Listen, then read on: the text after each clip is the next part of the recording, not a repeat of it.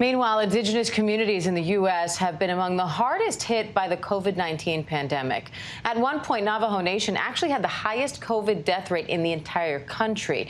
And while things are improving, young Indigenous people are trying to draw attention to the way COVID has ravaged their communities while promoting healing, unity, and resistance. They're doing that by running across the state of Utah, a 360-mile run over just 5 days.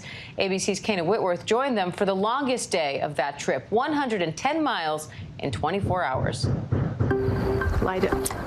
Running is an integral part of who we are as Indigenous people, and each runner carries that. The longest leg of their 360-mile run across ancestral land in Utah starts before dawn. Good morning! This is going to be the longest stretch, and so I want you guys to be safe. Oh, hi, Yatef. My name is Tazana Henry.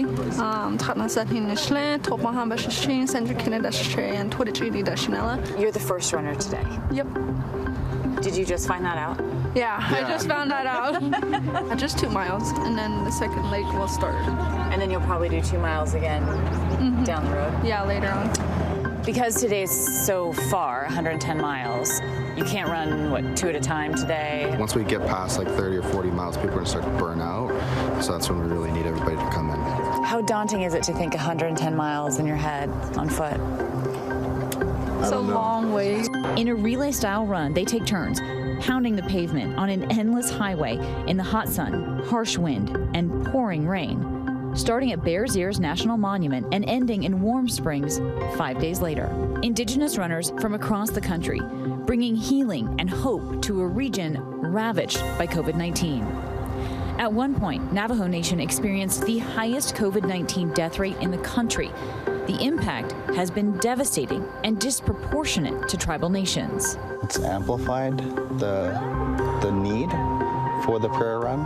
The CDC finding Native Americans died at a rate more than 2 times that of white people and were far more at risk of contracting the virus. We lost a lot of our elders, and our elders are the knowledge keepers of all of each of the communities, and losing them sets us way back. 26-year-old Wilson Antonay, part of the commonly known Navajo tribe, but prefers Dene, is part of the youth movement to keep their native traditions alive. That's like one of my biggest goals in life, is to encourage, my younger siblings, to follow the corn pollen road of life, to follow our traditions, to follow our teachings, our language, to relearn our language. If we stop with our traditions, language, and culture, then who are we as people? Who are we as Indigenous people?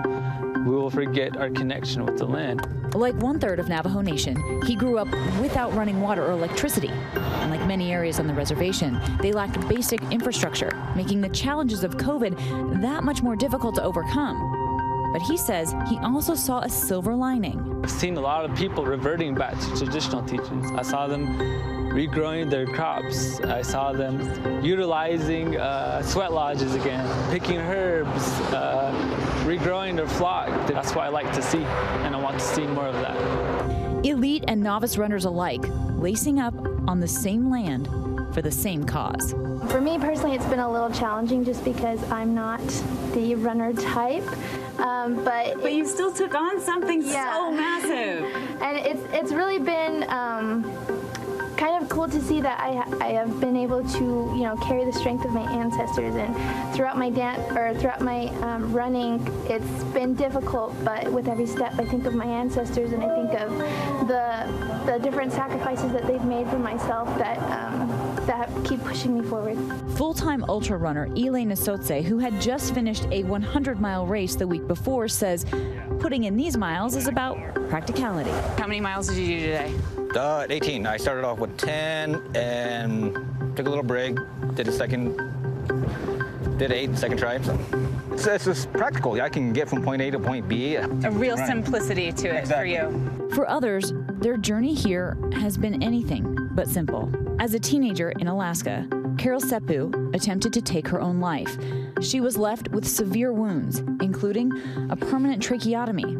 She began running to heal herself. I started with 2 miles a day. I couldn't run the entire 2 miles, but as I practiced every day, I noticed how much farther I could go.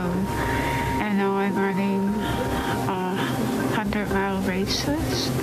What do you want to say to someone who might be watching this, who might be struggling with their own mental health? What do you want them to know? You go through really dark moments in life, and I've been there many, many times. And I want them to know that it doesn't last long, very long. It's like day and night. The nighttime is not going to last forever because the sun is always going to come up. She joined these other runners representing tribal nations from across the United States coming together in Navajo Nation. The Navajo recently becoming the largest enrolled population of any American tribe. More and more young people carrying on their traditions, a point of pride for elders like Linda Jim. It's not even just pride or honor, but it's way more than that. I think it's a blessing. I think that they've answered my prayers. And as they ended their journey, hope for the future was evident as some of the youngest members of the tribe, Linda Jim's grandchildren, brought them home.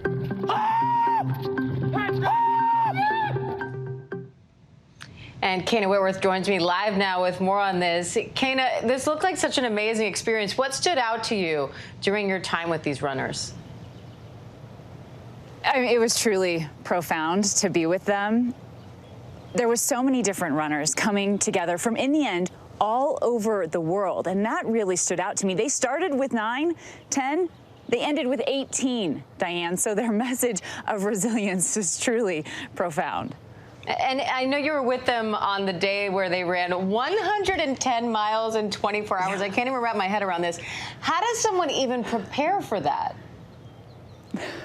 We met with them the night before the run. Everyone was so happy and calm. And you know what they did was they had a feast of authentic Navajo tacos. Some of the women actually made this fry bread. This is something that their ancestors did. And they told me that by carrying on traditions like that, it gave them strength and power to take on that run the next day.